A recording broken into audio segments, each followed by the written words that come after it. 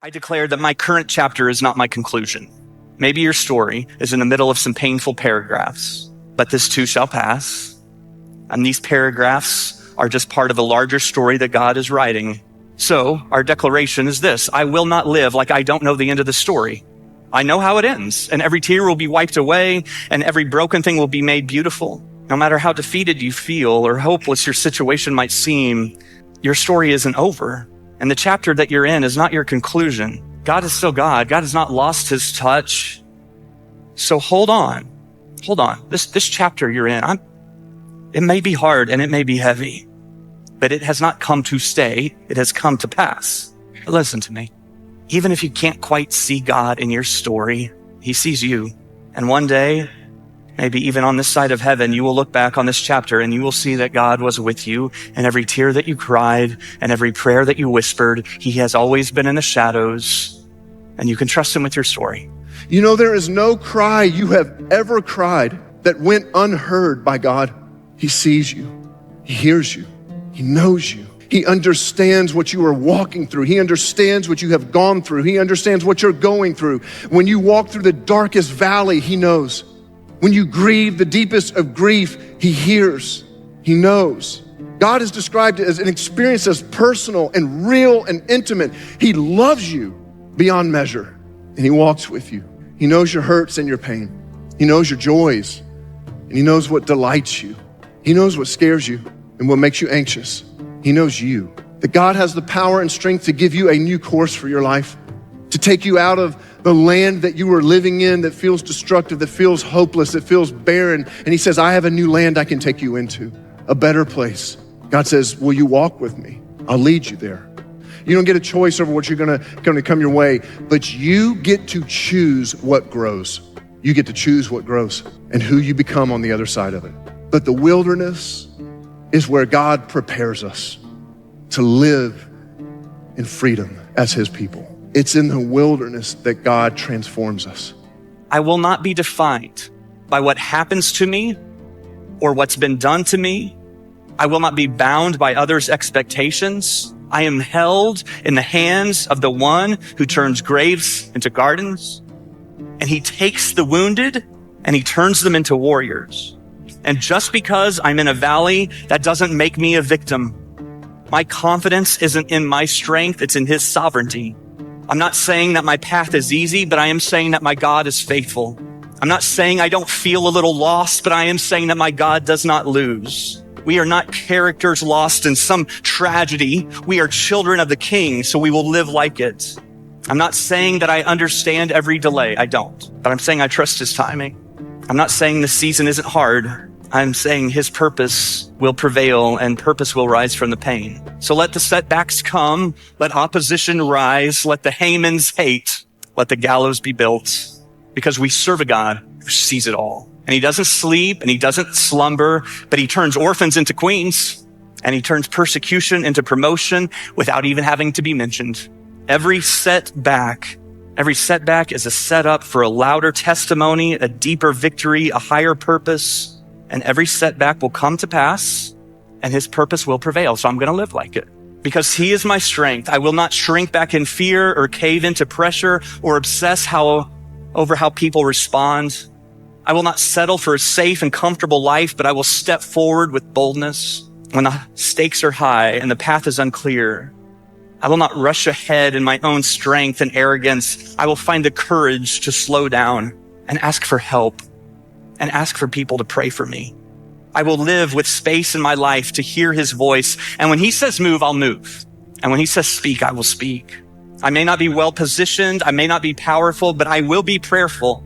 And I will live my life for such a time as this. So one day when our stories come to pass, may our stories, like Esther's, be stories of people who chose courage over comfort, calling over convenience, and faith over fear, and significance over security, and prayer over panic. That our God is in the shadows, keeping watch over his own, and that his purposes will always prevail. God knows what you're going through. He knows your circumstances. He knows precisely what you have and exactly what you need. He's the sovereign God. You may think today, oh, I have blown it so much, God can never use me. No, if you've blown it, you ask for forgiveness, you get right, and you wait for God's next word. And I promise you, he's not done with you yet. He has a purpose for you. He will take what's wrong, and somehow he will weave it together into his plan, and he will make it right. God's not done with you. God's not done with you. I came here to encourage someone. I came to lift you up, to speak some hope into your life, to let you know that you have not made too many mistakes. You are not at a distance that God cannot reach you. You are not at a place in your life where Jesus has written you off. As a matter of fact, you are in the perfect position for God to do something greater than you ever thought possible. Because it is in our failure, our weaknesses, and our struggles that we feel the true weight of God's grace and mercy and love. I've got my identity from God. I know that I can do all things through Christ who strengthens me. And when I'm weak, his grace is sufficient for me.